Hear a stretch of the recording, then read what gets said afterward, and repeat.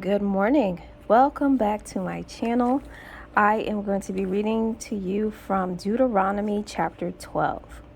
This section is entitled Laws for Proper Worship, a Prescribed Place of Worship. I'm going to be reading from the King James Version. We're going to start at chapter 12, verse 1. It says, "These are the statutes and judgments which you shall be careful to observe in the land which the Lord God of your fathers is giving you to possess, all the days that you live on earth. You shall utterly destroy all the places where the nations which you shall dispossess serve their gods, on the high mountains and on the hills and under every green tree. And you shall destroy their altars, break their sacred pillars, and burn their wooden images with fire. You shall cut down the carved images of their gods, and destroy their names from that place. You shall not worship the Lord your God with such things. But you shall seek the place where the Lord your God chooses out of all your tribes to put his name for his dwelling place, and there you shall go. There you shall take your burnt offerings, your sacrifices, your tithes, and heave offerings of your hand, your vowed offerings, your freewill offerings, and the firstborn of your herds and flocks. And there you shall eat before the Lord your God, and you shall rejoice in all to which you have put your hand, you and your households, in which the Lord your God has blessed you. You shall not at all do as we are doing here today, every man doing whatever is right in his own eyes. For as yet you have not come to the rest and the inheritance which the Lord your God is giving you. But when you cross over the Jordan and dwell in the land which the Lord your God is giving you to inherit, and he gives you rest from all your enemies round about, so that you dwell in safety, then there will be the place where the Lord your God chooses to make his name abide. There you shall bring all that I command you, your burnt offerings, your sacrifices, your tithes, your heave offerings of your hand, and all your choice offerings which you vow to the Lord. And you shall rejoice before the Lord your God. And you and your sons and your daughters, your male and female servants, and the Levite who is within your gates, since he has no portion nor inheritance with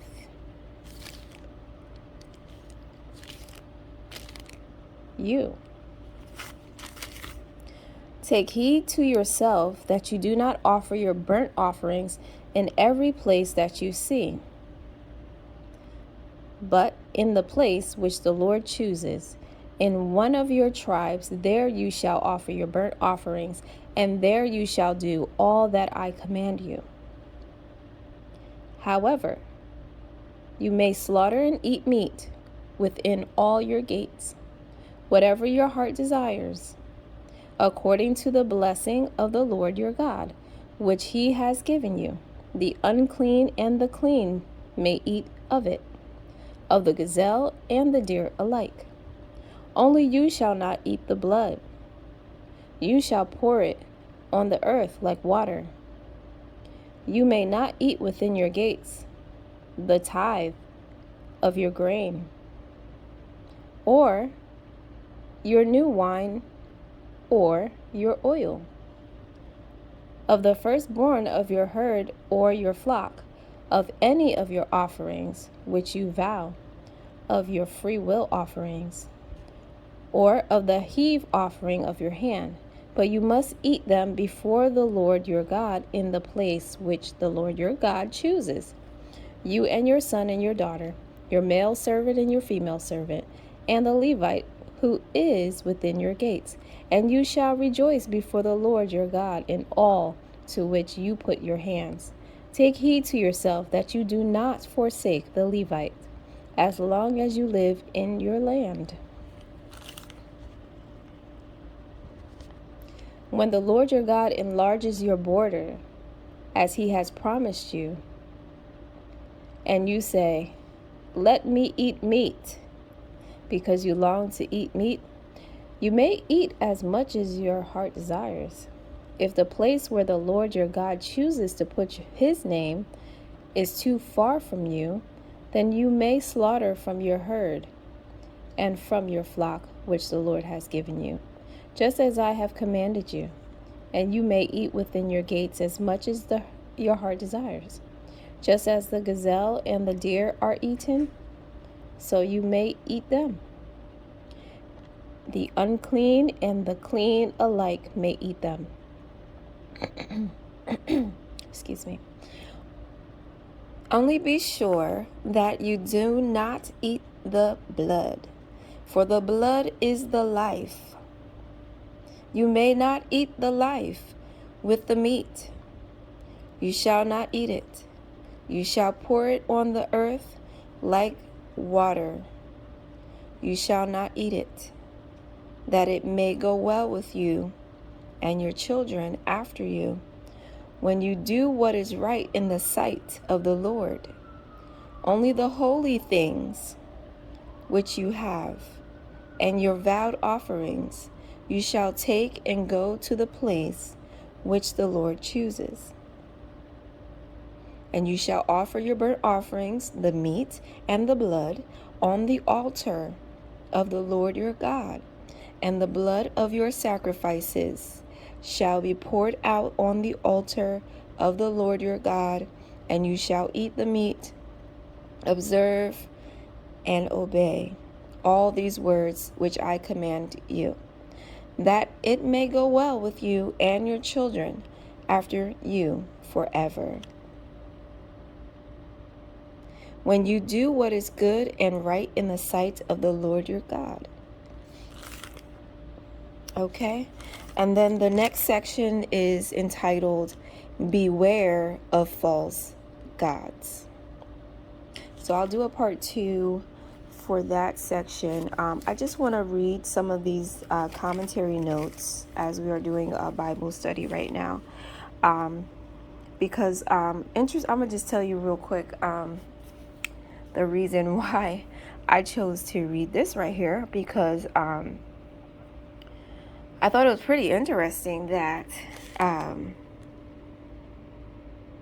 this was the first thing I saw this morning. This is what fell out of my Bible onto the floor this morning, because I have my Bible with me. I sleep with my Bible at night, and then this morning when I woke up, as soon as I woke up, the Bible fell off the bed, and I'm not the whole Bible, just this part fell out of the Bible onto the floor, and this is what was face up, chapter 12. And so when I took a look at the title of it, it said Laws for Proper Worship. I was like, okay, I think this is what the Lord wants me to read today.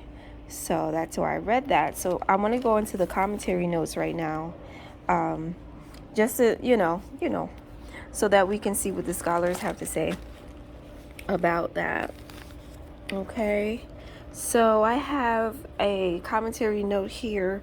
This is in my Tyndale Life Application Study Bible. It is the New King James Version, red letter. And so regarding verses 2 and 3, it says, when taking over a nation, the Israelites were supposed to destroy every heathen altar and idol in the land. God knew it would be easy for them to change their beliefs if they started using those altars.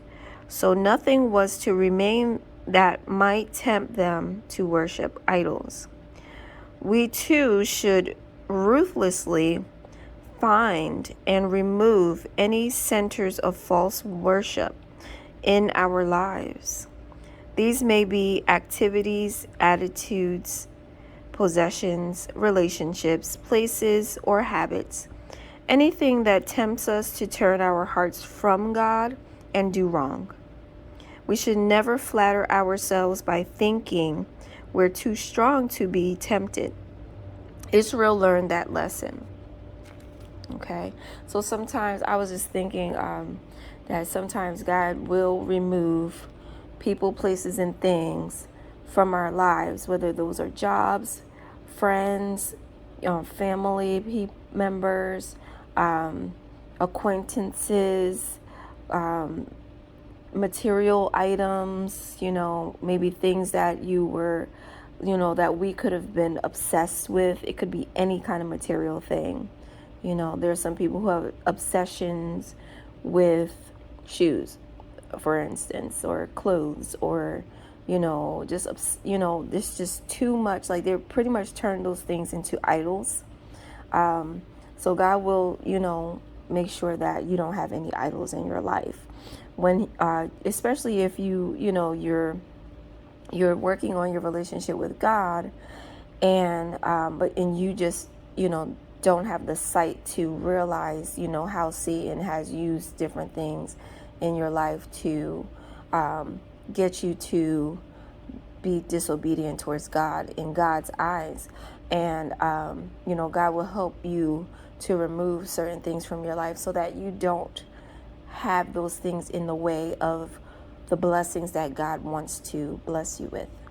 So sometimes you can just, look back and think and say, you know what, you can just thank God for removing whatever he's removed from your life, because it obviously was not for you.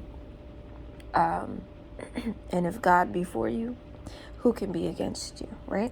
So anyway, let me continue with the commentary notes. I'm going to be reading the notes for verses 4 and 5. God continued to separate himself and his people from the practices of the heathen. In Canaan, heathen sacrifice could be carried out anywhere, in any way, but the Israelites were to worship one God, one way, at one specific place. This was a type of quality control to keep the people from falling into their own ways of worshiping, which could lead to idolatry. Moses was not denouncing individual and spontaneous worship. Instead, he was emphasizing the importance of a body of believers gathering together at a specified place and time to worship God. All right. So there's more notes here. For verses 12 and 18, it says, the Israelites placed great emphasis on family worship. Whether offering a sacrifice or attending a great feast, the family was often together. This gave the children a healthy attitude toward worship, and it put extra meaning into it for the adults. Watching a family member confess his or her sin was just as important as celebrating a great holiday together. Although there are appropriate times to separate people by ages, some of the most meaningful worship can be experienced only when shared by old and young. All right. So then for verses 13 and 14, the commentary notes goes like this. While the heathens offered sacrifices to their gods, they offered them in many places. In contrast, the Israelites were only to offer sacrifices in the prescribed manner and in the prescribed places. This restriction was meant to ensure purity of worship for the nation of Israel. Later, they would neglect this injunction and offer sacrifices at the high places where heathen deities were worshipped. All right. For an example, you can look at 2 Kings chapter 23, where Josiah destroyed the other altars. It says we should take steps to safeguard the purity of worship in our congregations. If we all individualize and customize worship to suit our own preferences, we would lose the benefits of worshiping as a body of believers. Okay, so the next note is regarding verse 16. And it says here, eating blood was forbidden for several reasons. For number one, it was an integral part of the heathen practices of the land the Israelites were about to enter. Number two, it represented life, which is sacred to God. Number three, it was a symbol of the sacrifice that had been made for sin. For more on why eating blood was prohibited, see the note on Leviticus chapter 17, verse 14. Let me see if I can take a look at that note real quick. In Leviticus, see if I can find it.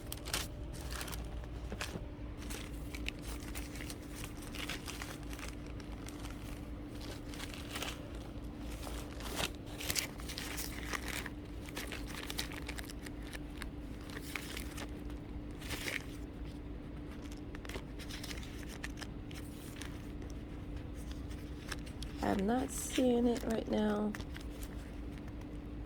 I don't see that book right now. So I'm going to have to search for that later.